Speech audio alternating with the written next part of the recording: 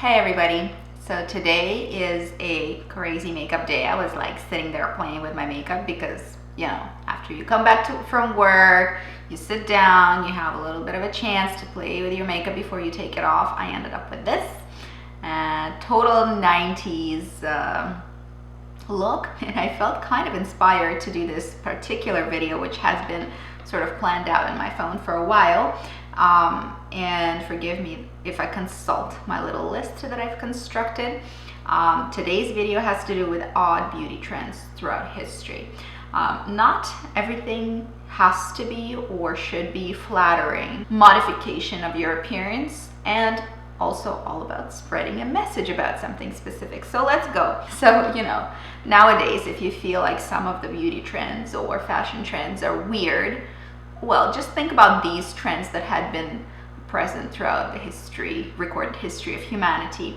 Firstly, Renaissance receding hairlines. During Renaissance, women specifically would shave or pluck their hairline to create a taller forehead, which was considered more attractive. It was quite painful and high maintenance thing to do, but nevertheless, that was a trend. During World War II, women would paint their legs in tan paint and tan color tints to create an illusion of pantyhose, because nylon was so short in supply during that time, and women really liked having an illusion of wearing pantyhose. They would paint their legs to pretend that they were. Odd, right? Not so odd when you think about what we do to bronze our bodies nowadays. This one everybody is aware of. It's foot binding in ancient China. In the 13th, 14th century, body modification was alive and well. We didn't come up with it in the 20th, 21st century. Body mod has been part of human history throughout our existence. The feet were bound to appear smaller, approximately at the age of 6, 7, or 8.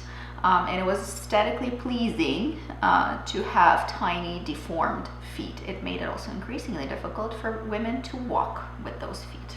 Needless to say, some of it had to do with fetishism, of course. Another very weird beauty trend was skull shaping in Mayan culture about 1000 BC. Little babies were strapped down, and their skulls were shaped and flattened by having some traction on the skull to make sure that the forehead is angular and flat.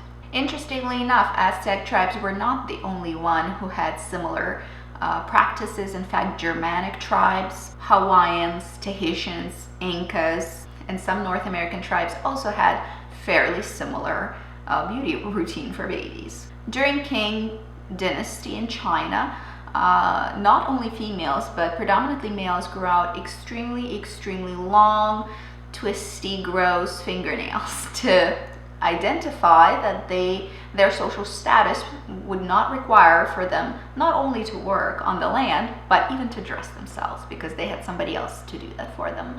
Their long nails would indicate that to the society.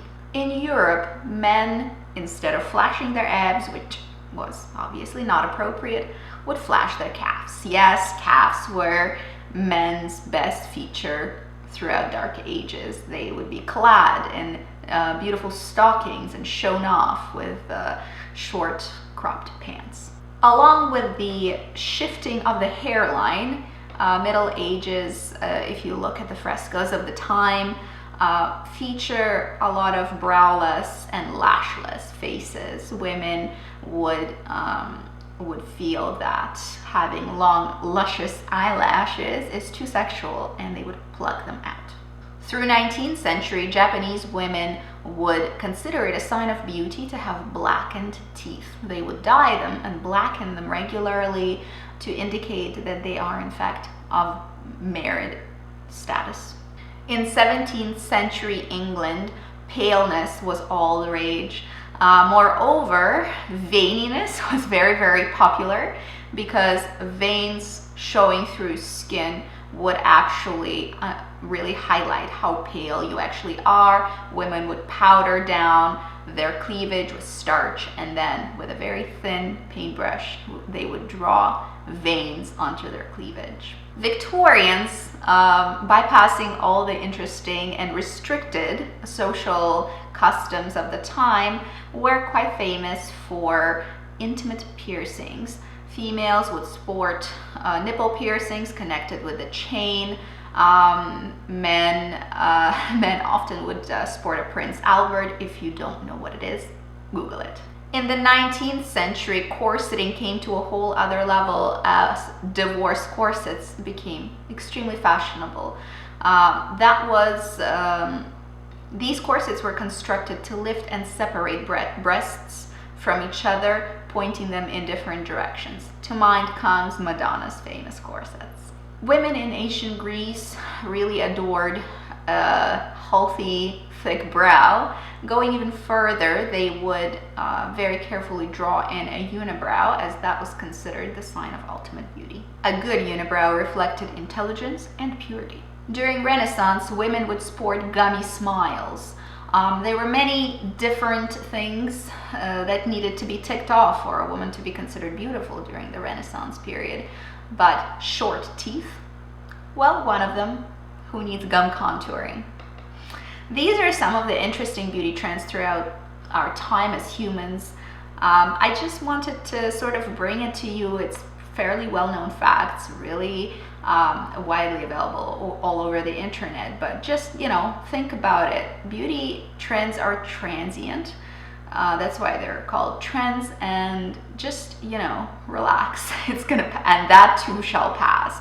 You don't have big lips? Well, that trend will pass. You're not super skinny? Well, that trend will too pass.